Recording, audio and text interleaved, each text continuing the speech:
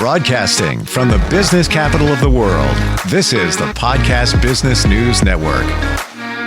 Oh, welcome back, everybody. I had this conversation with a friend of mine the other day, and they had to do a Zoom presentation, and they were nervous. They've never done one for a certain level of people in their job structure, and they were asking me for advice. I'm like, I can only help you so far. But there's somebody out there that can really help you, because that's what he does. Helps you improve your presentation skills, helps you communicate, engage, enhance an audience. And doesn't matter if that audience is you and your boss. You'll have that confidence that you need to really make it work for you. His name is David Doerrier, and he's back with us. It's presentyourwaytosuccess.com. David, welcome. How you doing? I'm doing great. Happy New Year to you, Steve. I hope you and your family are doing well. Same to you, David. Same to you. And it is a brand new year. So many of us feel challenged, feel uncomfortable. We're out of our skin when we need to present something or sell something, even if it's an idea to the people that we work with. What do you feel is, and I want to get into how you got here and your process, but what do you feel is some of the common problems that people face when they have to make a presentation, even if it's a Zoom video? Well, that's a great question. I know last week we talked about three things that people should focus on. One, knowing the audience, incorporating stories, and having a conclusion. But I would say that, and I'd like to bring up something a little different this time, is people talk to me all the time about nervousness. And number one, being nervous is normal. And the thing to keep in mind is that your audience wants you to be successful. And that's something that people forget. They feel all this judgment. And I've been there, and I'm still there. I work through my nervousness, my anxiety. Everybody gets nervous. I feel if you don't get nervous, then something's wrong. So I would say the number one thing to keep in mind is that your audience wants you to be successful. Most likely the only person in the room that feels that this presentation is going to fail is the speaker. I'm glad you said that it's normal to feel nervous, and if you don't feel anything, even a little something, you're probably not going to nail it the way you want to, because I feel if you're a little nervous, you're almost hungry to make sure it goes really well. Right. You know?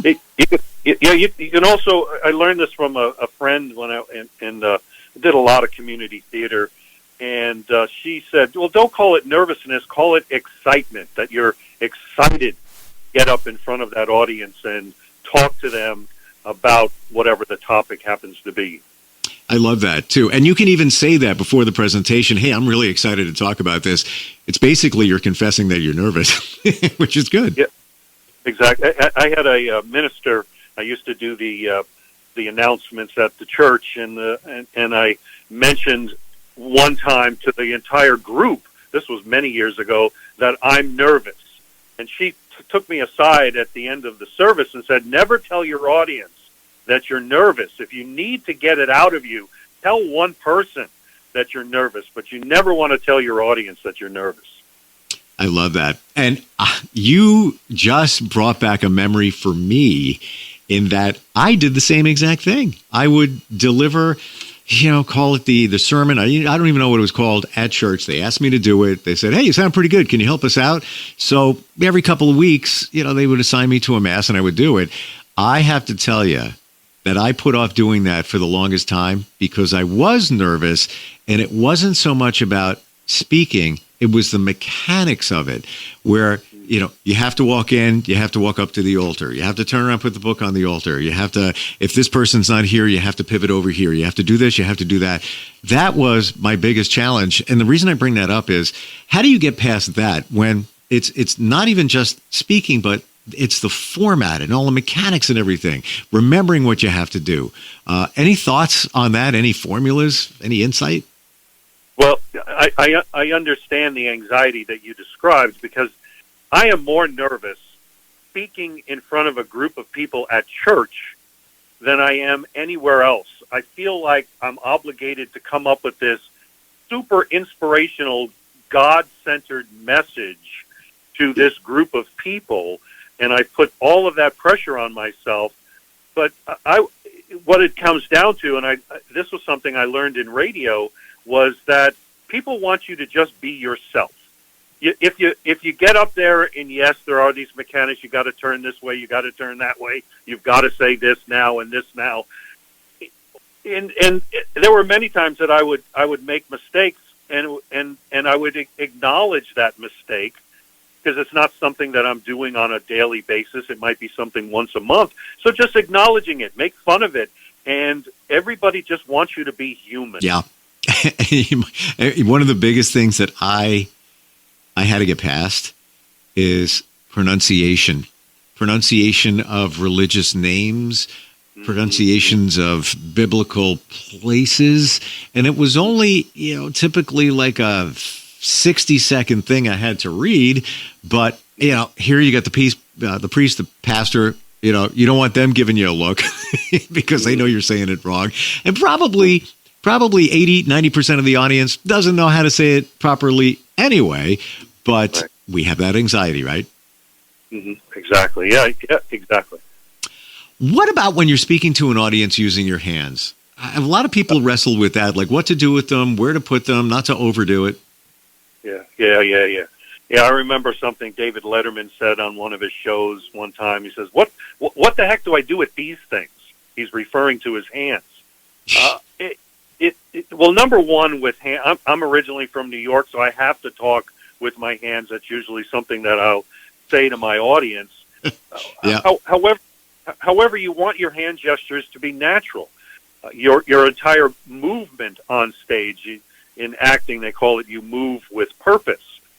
And using your hands, many times people feel when I'm coaching folks that they'll give a presentation, and then one of the things they'll talk about, wow, my hands, I felt like I was getting ready, my arms, I was getting ready to fly away. I was using them so much. But I think that if you use them naturally, it's not a distraction. I definitely keeping them to your side. People will say you never put your hands in your pockets. I'm not disagreeing with that, but I think that in acting as well, they call it different levels.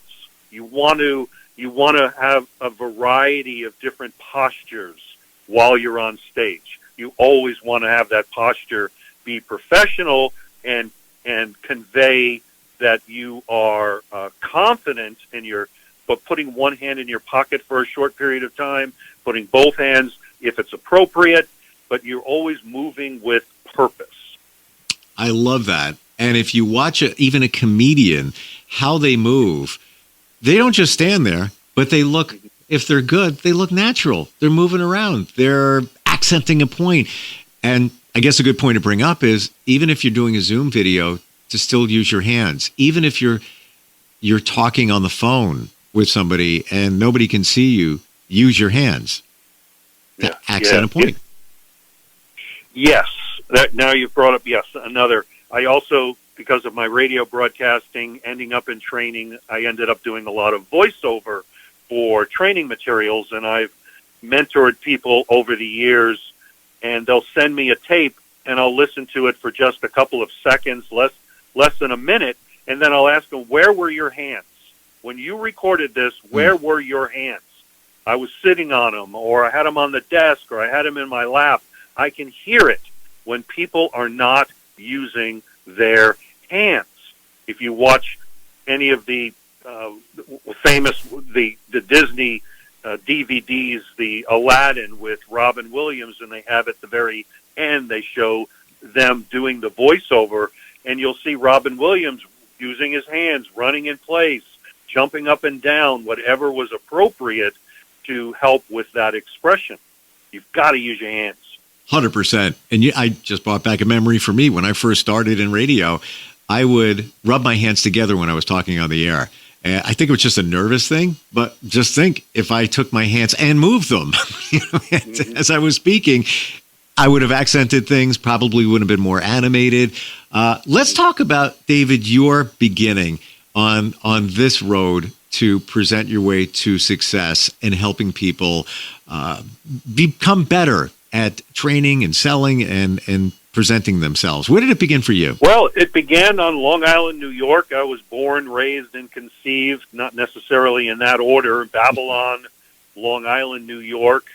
A year after high school, graduating from Babylon, I went into the Air Force.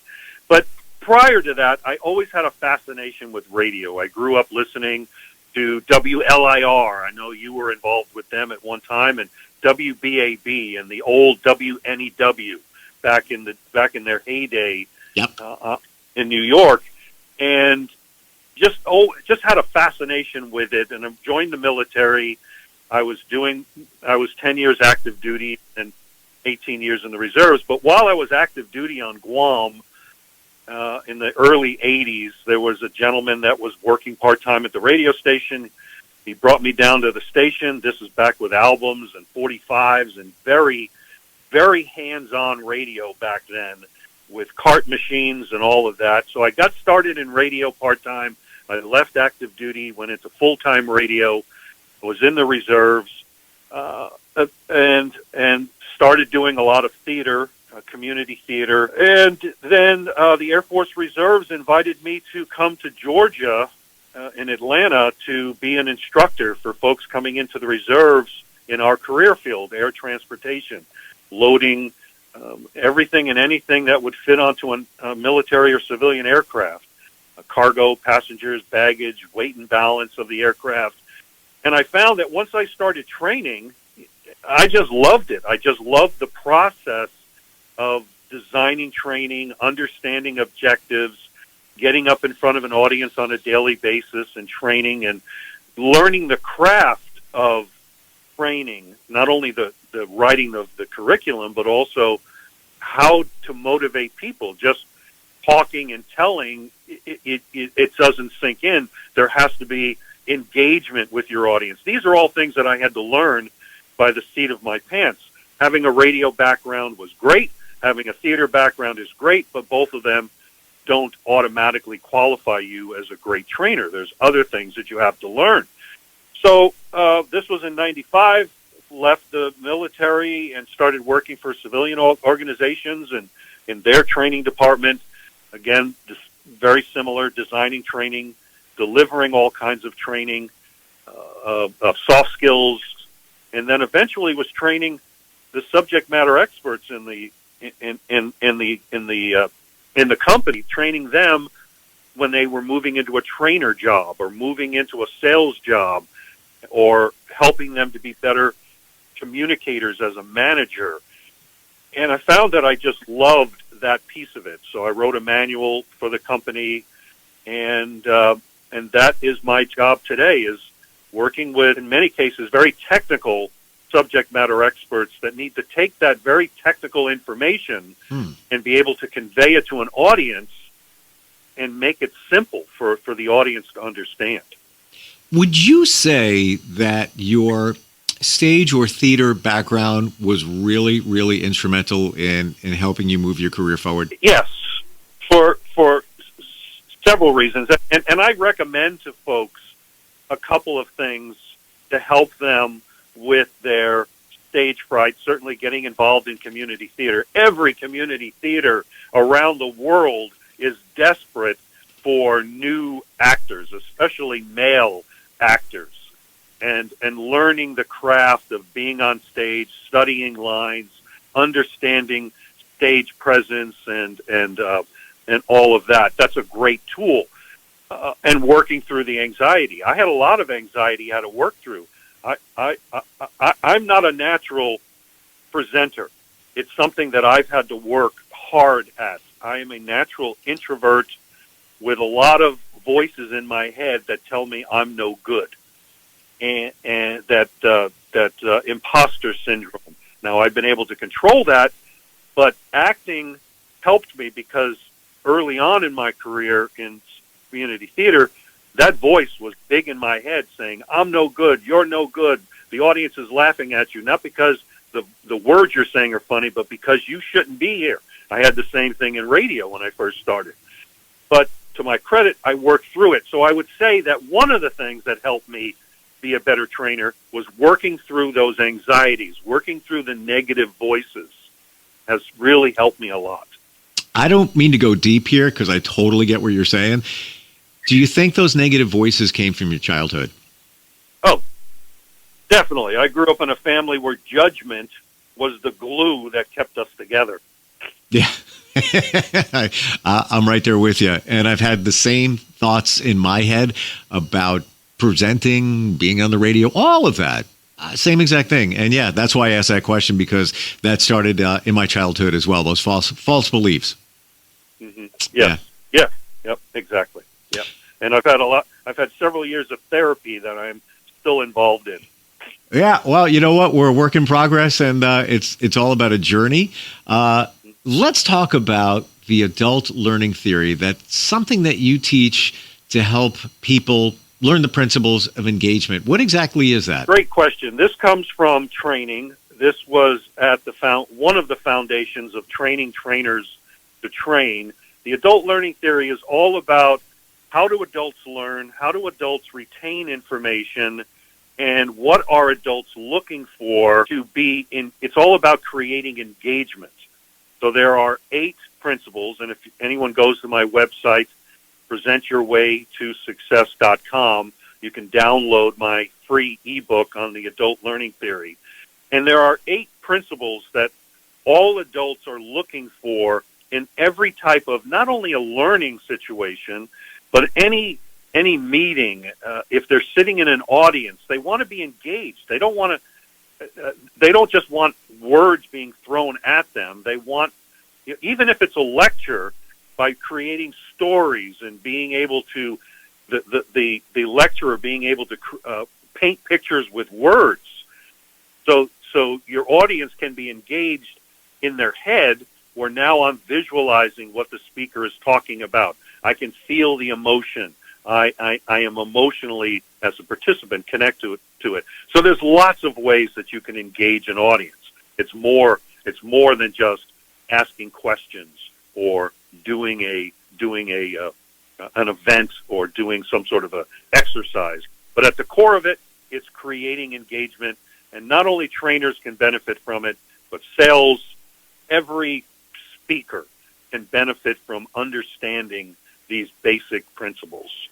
And these are, if I'm hearing you right, David, these are proven principles based on research of what people want to hear, or how you engage them, how to make them learn what you're trying to tell them. Exactly. These are definitely proven.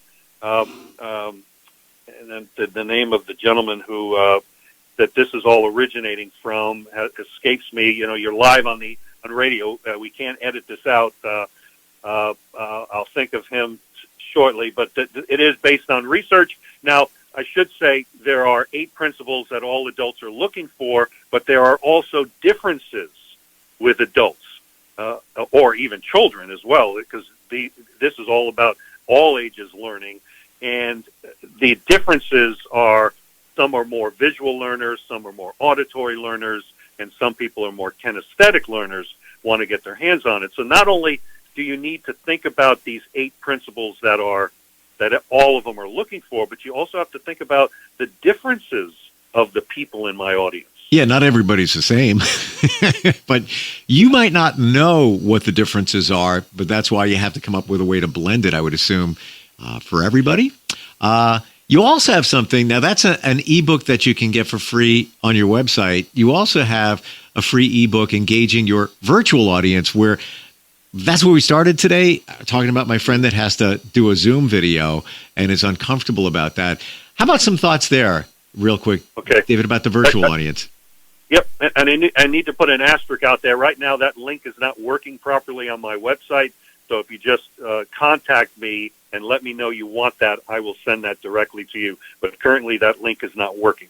Are you talking about the engaging the virtual audience? Yes, the engaging virtual, unless it's fixed right now, but I got it. I found it. You know, I don't know if it. I haven't filled out the form and sent it, but yeah, I see it right here.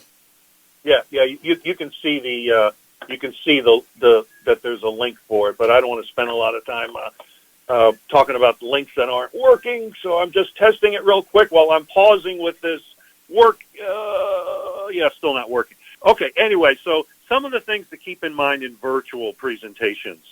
And a lot of the principles, a lot of the same techniques that you use face-to-face on a stage, all of those things come into play in virtual. A couple of things that are different is, number one, understanding the technology. Zoom offers tons of free training videos on how to use everything that's connected with Zoom. So a speaker, a host who, nowadays when it comes to Zoom calls, the participants are expecting a lot more professionalism from the host. Yeah. Back when we first were sequestered, back in early 2020, yes, there was a lot of people making a lot of mistakes, including myself, with getting used to the technology, having bad backgrounds, having a terrible microphone, a bad camera angles, and so on and so forth. People were a lot more tolerant back then, but today we're looking for that professionalism. And to convey that professionalism, number one, understand the technology and learn how to use it properly. If it's a large enough event, get someone to help you out. And the other is camera angle. The camera should be eye level, and you should look directly into the camera. Having a good microphone, having good lighting, not having a bright window behind you. These virtual backgrounds, some of them are good, some of them are horrible, and they can become distractions when someone is moving around and their head disappears and then their arms disappear, and then I spend more time focused on where did their head go than versus listening to them. So those would be some of the basics that I would suggest when it comes to virtual. Love those suggestions, David. And one other thing I would even think, play with the Zoom features. Just Zoom with a friend, Zoom to the other room, whatever it is. There's so many different features on there, and you want to become comfortable before you also have to present to somebody or talk during a Zoom video. You don't want to be worried about that stuff. Yeah, exactly. Yeah. And a couple of other things that I just thought of. One of the things, because you can't feel your audience, that when you're talking to them face to face, you can feel your audience, you can hear them laugh, you can feel the energy from the audience, and many times that will affect the speaker's pace, because if they're speaking correctly, they're pausing when people are laughing, they're not talking over them, so they may have a more natural pace if they've worked at it. When you're sitting in your little room and you're not feeling the audience and you're not hearing the audience, and sometimes you can't even see the audience, people start talking much faster and they forget about the pauses. They forget about transitions. Love that you said that. And it's so impactful. A lot of times we talk really fast because we're nervous. So, and many times, I'll even think this myself, that I'm taking too long to say something, but really you're adding accent to it. And again, look at a comedian. They'll deliver something and they pause and then pick up again. It's all impactful, but talking really fast because you're nervous is not going to serve you, because people are not going to hear the intention in your voice and not get what you're saying as effectively, right? Exactly. Yeah, exactly. You got to give your audience time to absorb the information. And if they're laughing, give them time to laugh. There's a YouTube video famous with Johnny Carson. I forget the gentleman's name. They're using the tomahawks. He's throwing the tomahawks onto this sketch of a man, and the tomahawk ends up down in the private section of this sketch of the man on this wooden board. And there's this enormous, it's rated as one of the longest laughs in television. And Johnny Carson was just so fabulous at just milking that and waiting for that crescendo to hit. I see it in my mind, David, as you're saying it.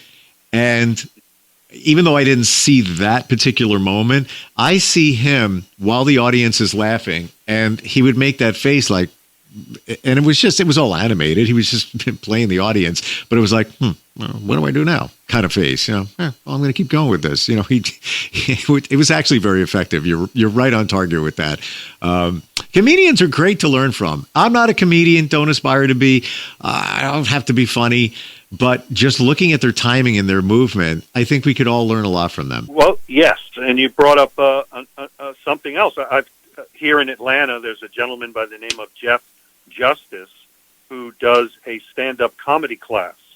I've taken the class 3 times, and the big thing that I took away from that, I was working through a fear of getting up in front of an audience and telling jokes, but what I found is the hardest part was the writing, and it gave me such an appreciation for these comedians that do this as a profession. So go to a stand-up comedy class, go to an improv class, go to an acting class, be a part of Toastmasters. These are all ways to work on your craft. Or go to the website, presentyourwaytosuccess.com. Exactly. I was just going to throw that in there. Exactly. Yes. Well, before we close, thank you for saying about the going to a stand-up comedy class, because I have a friend who is a singer. He's a writer. He's great, and he performs around the area. He did that, and it was just a thing that was inside of him that he always wanted to do. But he doesn't want to be a comedian, but it helped him break the ice, because sometimes when situations happen and you're on a microphone, people are watching you. You need to react to it in a certain way, and he recently did that, by the way. So spot on, David, for suggesting that.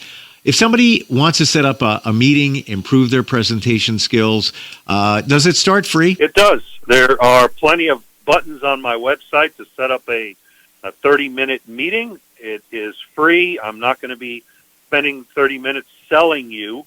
I will be spending that time listening to you and what your needs are and giving you some advice for free. And if you feel you want to take this a lot further, I have got some very attractive packages that we can talk about. I don't know anybody else that does what you do, and it is so important, no matter what, to be able to speak clear, present. And we're not talking about presenting a big presentation. It's presenting yourself, where you're trying to sell your ideas or work with your staff or whatever it might be. So yeah, go to the website, presentyourwaytosuccess.com.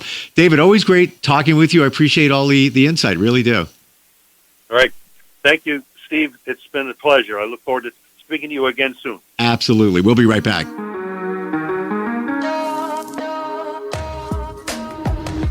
Broadcasting from the business capital of the world, this is the Podcast Business News Network.